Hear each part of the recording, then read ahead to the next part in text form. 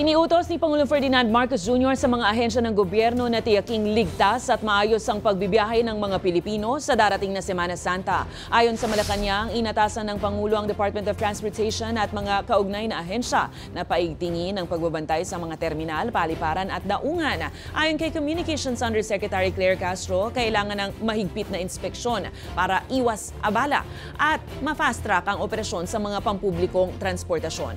Pinalalahanan din ng mga otoridad na magpatuloy sa pagpapatrolya at pagpapatupad ng batas kahit na Semana Santa. May direktiba po sa DOTR na dapat pong paigtingin ang kanilang pagmomonitor sa nalalapit na pag-uwi ng mga kababayan natin sa kanilang mga probinsya. At